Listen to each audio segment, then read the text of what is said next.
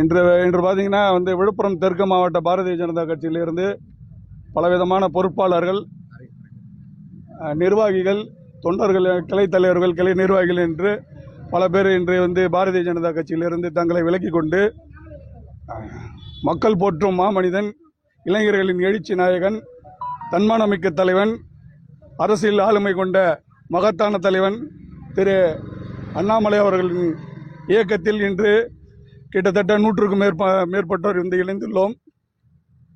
அது அதனால இங்கே பாரதிய ஜனதா கட்சியிலிருந்து எங்களோட விலகல் கடிதத்தை இங்கே நாங்கள் கொடுக்க வந்துள்ளோம்.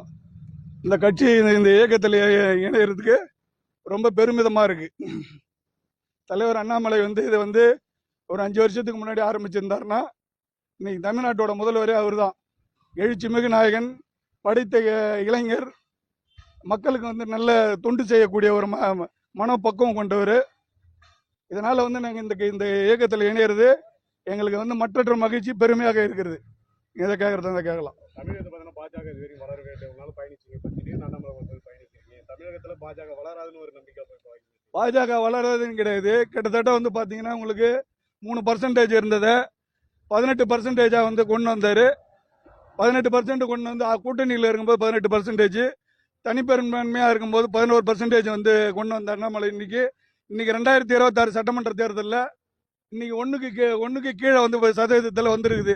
அப்படி பார்க்கும்போது எல்லாரோட உழைப்பு வீணா போனதாக தான் எங்களுக்கு தோணுது.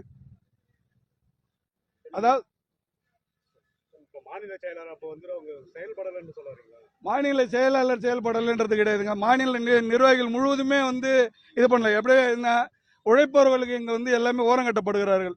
அதாவது பார்த்தீங்கன்னா எத்தனை பர்சன்டேஜ்லேருந்து எத்தனை பர்சன்டேஜ் கொண்டு வந்த அந்த தலைவரே தூக்கி போட்டாங்க அந்த பாரதிய ஜனதா கட்சியில். நாங்களாம் எவ்வளோ தரோம் நீங்கள் பார்த்தீங்கன்னா இவங்கெல்லாம் பார்த்தீங்கன்னா மாவட்ட பொருளாளர் பல லட்சம் ரூபாய் செலவு பண்ணியிருக்கிறாங்க. நாங்கள்லாம் 1 லட்சம் 2 லட்சம் 3 லட்சம்ன்ற மாதிரி தான் இவங்கெல்லாம் பல லட்சம் ரூபாய் செலவு பண்ணிக்கிறாங்க. இங்கே இருக்கிற நிர்வாகிகள்லாம் தங்களோட சொந்த பணத்தை போட்டு தான் அவங்களோட கட்சி நிகழ்ச்சி, பேனரு, போஸ்டர் எல்லாமே பார்த்தீங்கன்னா அவங்களோட சொந்த வருமானத்தில் உழைச்ச காசில் தான் அவங்க பண்ணியிருக்கிறாங்க. இவ்வளோ உழைப்பு உழைச்சும் எங்களுக்கு அதிகமாக எங்கள் தலைவருக்கு அங்கீகாரம் இல்லைன்னும் போது எங்களுக்கு எப்படி அங்கீகாரம் கொடுக்க போகிறாங்க? இனி வரும் காலகட்டங்களில் வீத லீடர்ஸ் என்ற இயக்கத்தில் தலைவர் திரும்ப கட்சி ஆரம்பிக்கிறதா சொல்லியிருக்கிறாரு. இந்த கட்சி பயங்கர அசுர வளர்ச்சி பெற்று தமிழ்நாட்டோட அடுத்த 2031 தமிழகத்தை ஆளக்கூடிய ஒரு மகத்தான தலைவர் அண்ணாமலை வருவார் என்பதில் எந்த மாற்று கருத்தும் கிடையாது.